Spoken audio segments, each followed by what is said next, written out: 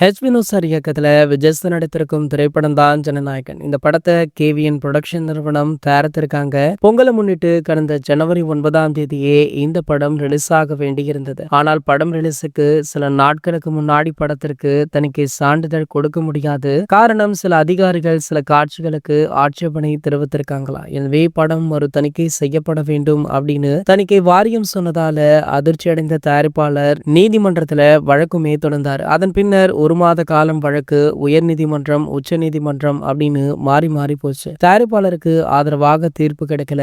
இதனடுத்து கடந்த பிப்ரவரி 5ஆம் தேதி படத்துடைய தயாரிப்பாளர் தணிக்கை வாரியத்திற்கு எதிரான வழக்க நீதிமன்றத்திலிருந்து வாபசுமை வாங்கிட்டாரு. மேலும் மறு தணிக்கைக்குமே விண்ணப்பித்திருந்தாங்க. அதே நேரம் படம் உடனடியாக மறு தணிக்கை செய்யப்படல. 50 நாட்களுக்கு பின்னர் சமீபத்துல தான் தணிக்கை வாரியம் அதிகாரிகள் மும்பைல இந்த படத்தை பார்த்திருக்காங்களா. படத்துல தேர்தல் தொடர்பான சில காட்சிகள் இருப்பதால இந்த படத்தை தேர்தல் ஆணைய அதிகாரிகள் பார்க்க வேண்டும் அப்படின்னு தணிக்கை வாரியம் பரிந்துரையும் பண்ணிருக்காங்க. இந்த நிலையில தான் இந்த படத்துல வரும் சில அரசியல் வசனங்கள் மியூட் பண்ணிருக்காங்களாம். மேலும் பல காட்சிகளை தூக்கியிருக்காங்களாம். கிட்டத்தட்ட 30க்கும் மேற்பட்ட கட் செய்யப்பட்டுள்ளதாக சொல்லப்படுது.